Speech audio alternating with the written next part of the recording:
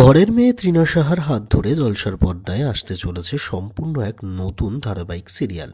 আগেই চলছিল তৃণার ছোট পর্দায় ফেরবার গুঞ্জন, তবে এদিন স্টার জলসা পরিবার অ্যাওয়ার্ডের প্রোমো সামনে আসতেই খবরটিতে কার্যত শিলমোহর পড়ল।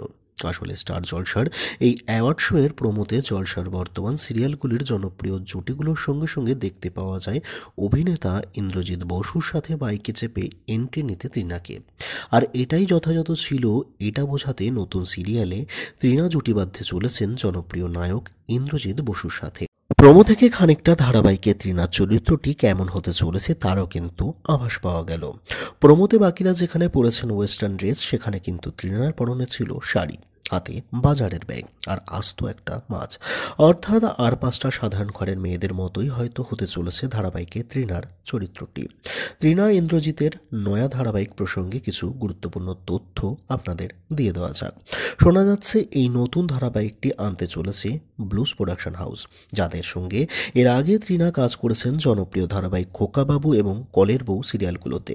বর্তমানে এই প্রোডাকশন হাউসের তত্ত্বাবধানে টিভির পর্দায় সম্প্রচারিত হচ্ছে জনপ্রিয় দুটি ধারাবাহিক সিরিয়াল।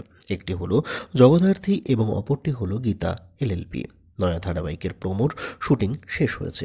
শোনা যাচ্ছে চলতি মাসের শেষের দিকে অথবা মার্চ মাসের 16 তারিখে টিভির পর্দায় সম্প্রচারিত করা হবে ধারাবাহিকটির প্রোমোটিকে। এটি জলসার সাথে তৃণার সপ্তম ধারাবাহিক হতে চলেছে। নিজের কেরিয়ারে স্টার জলসা ছাড়াও অন্যত্র কখনোই ছোট পর্দায় কাজ করেননি তৃণা সাহা, তাই তো তৃণাকে স্টার জলসার ঘরের মেয়েও বলা হয়। অপরদিকে ইন্দ্রজিতের এটি স্টার জলসার সাথে দ্বিতীয় ধারাবাহিক হতে চলেছে। 2020-তে শেষবার জলসার ধ্রুবতারাতে শেষবার জলসার সাথে কাজ করেছিলেন এই অভিনেতা। রাশি ধারাবাহিক থেকে খুবই জনপ্রিয় হন ইন্দ্রজিৎ। তারপর তাকে দেখা গেছে গোয়েন্দাগিন্নি এবং সান বাংলার জনপ্রিয় ধারাবাহিক সাথীতেও। জলসার এই ধারাবাহিক কিন্তু তৃণার কাছে অ্যাসিড টেস্টের মতো হতে চলেছে। বড় পর্দা এবং ওটিটিতে ভালো সাড়া পেলেও ছোট পর্দায় কিন্তু দর্শকদের কাছ থেকে তেমন সাড়া পাচ্ছেন না এই অভিনেত্রী। বাজেভাবে ফ্লপ হয়েছে তার শেষ দুই ধারাবাহিক বালিঝড় এবং লাভ বিয়ে আজকাল। তাই এই নতুন ধারাবাহিকের উপর নির্ভর করছে অনেকটাই তৃণার ছোট পর্দার ভবিষ্যৎটিও। এবার দেখবার পালা এই নতুন জুটি কেমন সাড়া পায় দর্শকদের থেকে। আপনারা জলসার এই আসন্ন ধারাবাহিকটির নতুন জুটিকে নিয়ে কতটা আশাবাদী? আপনাদের মতে তারা কি দর্শকদের মনকে জয় করতে সক্ষম হবে?